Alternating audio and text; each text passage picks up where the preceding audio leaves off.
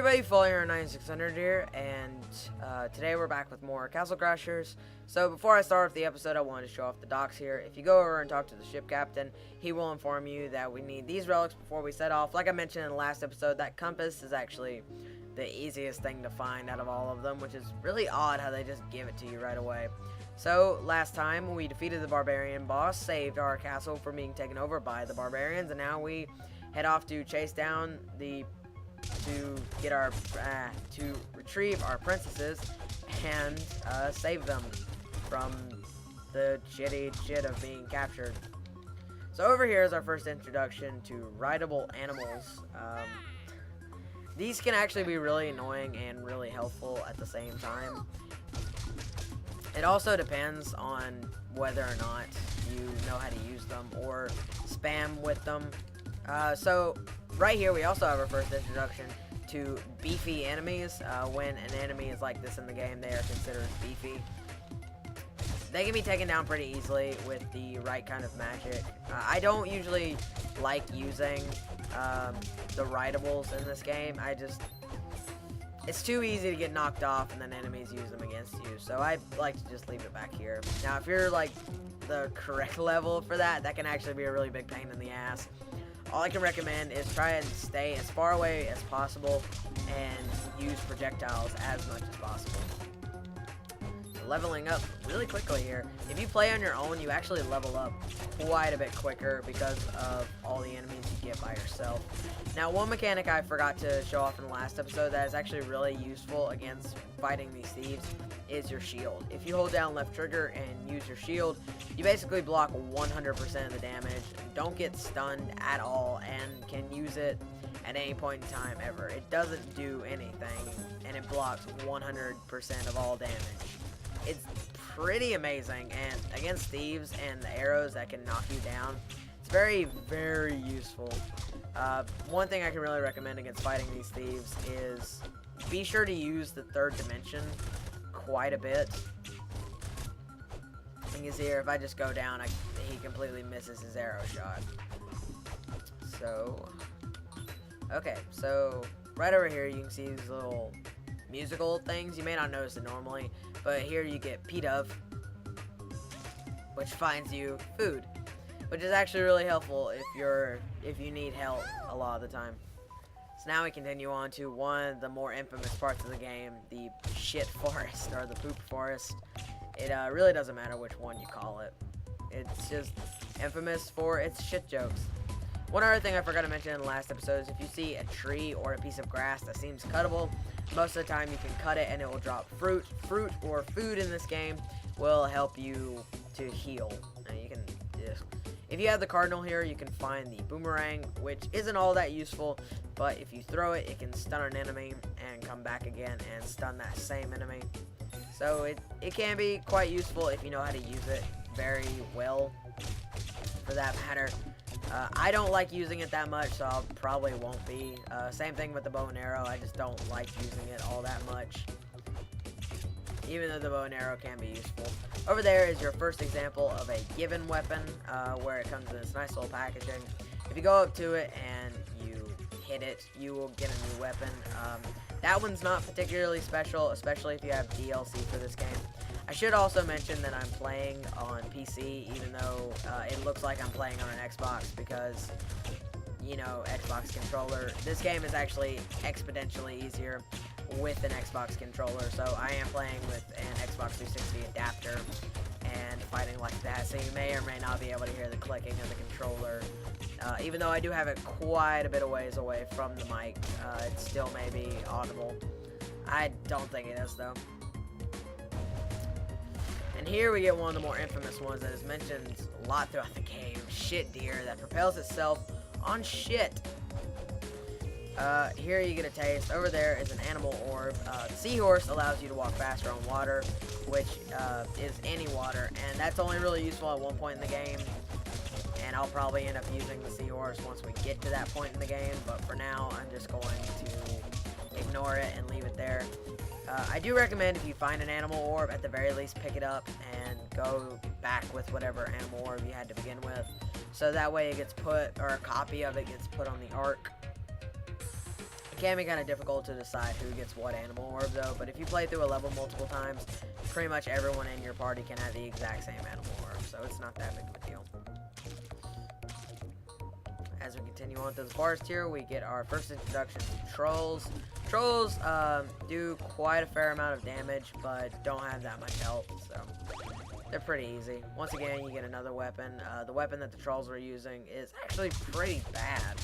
Like, compared to what you could have right now, kind of the default weapon is one of the best weapons in the game because it leaves your stats alone, is kind of how I like it. Games that don't really affect your stats is one of my favorite things. Now, what I'm doing right there, that roll attack, if you look at your footprints, you can oh, damn it. That's the first time I've ever let him get away. Anyway, if you look at your footprints and the dust that you leave behind, you can actually see where your character goes from walking to sprinting, and you can press Y to do one of those diving attacks, and if you sprint and press X, you do one of those javelin-esque attacks. It can be pretty cool. I prefer using the roll quite a bit. I do recommend that you don't open that chest very soon, or chest right now, because it contains a full health piece of meat. Any piece of meat in the game completely heals you, so that can be very useful. Enemies can drop them, and will most of the time. Enemies actually drop quite a bit of food. What I really recommend here is just don't find yourself on the ground for too long, because you can't, yeah, see, there it goes again.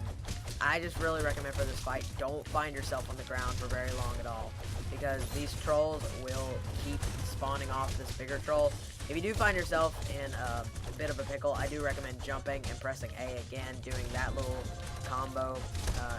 It's not that difficult to get through this, but once you kill the main guy, you can get all of that. And you can see I even beat him without using that, even though I am level 12.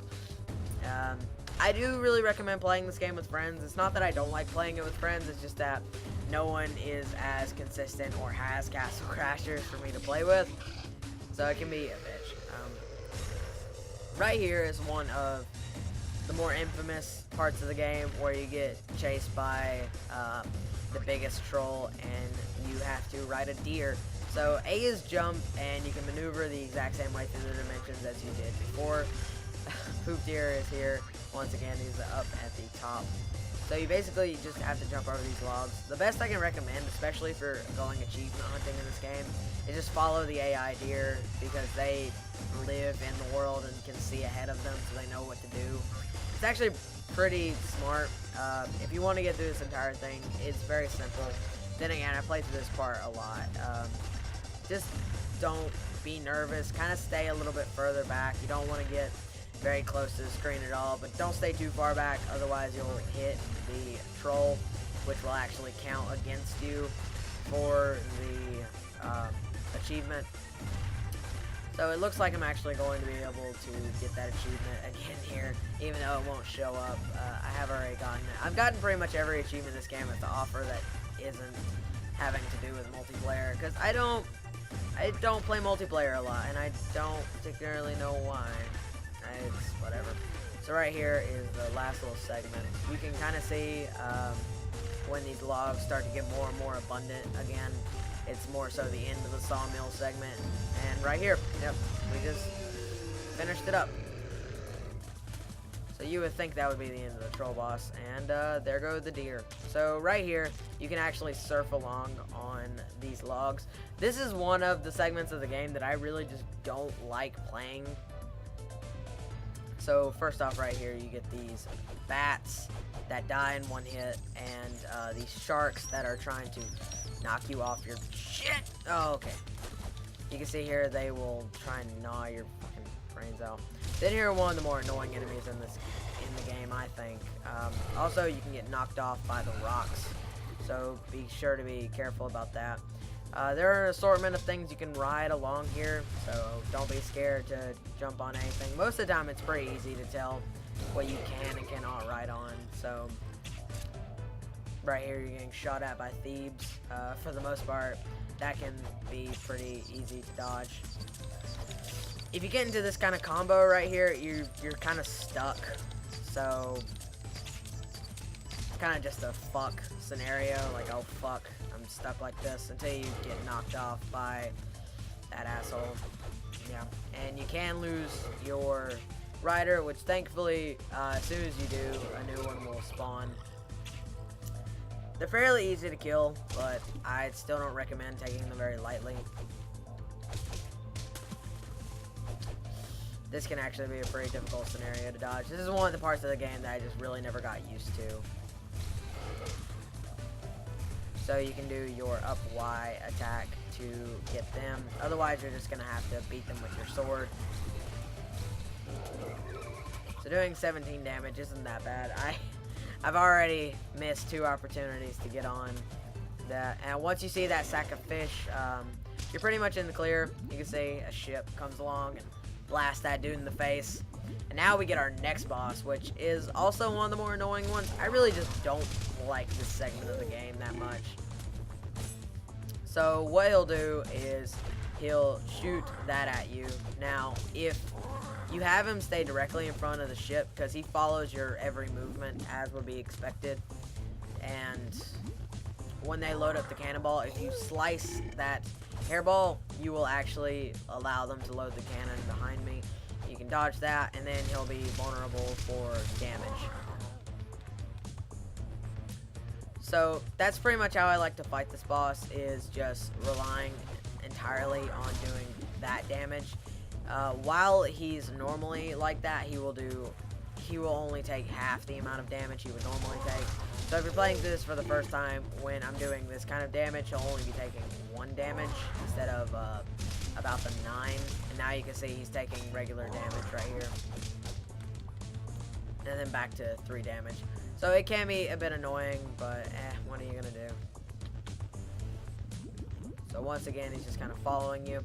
Now, once you get him to about halfway down, he will start doing this. Just stay in front of the ship, and when you see him coming, move slightly down or up. He will take 10 damage and go back to his normal thing of spitting hairballs. One thing I really can't stand about this boss is the fact that even though he'll be hit, he won't exactly, like, it won't happen immediately. God, I really hate this boss. I hate this boss so fucking much. Like, it's not even funny how bad I hate the catfish. He's one of the more annoying bosses in the game, and which is, when I say one of the more annoying, because there are a lot of fucking annoying bosses in this game. Like, one of the more difficult things about this game is the bosses. Which, when I say all this, it's like terms of endearment. I don't mean anything against them. So right there, we kill the catfish, and we can ride onward to fight whatever these things were that were riding it. So if you... damn, so close. Alright. Well, I don't know, the tall grass fields is kind of like a whole other thing at this point. So I think I'm going to end off here. If you like this part, be sure to do so. And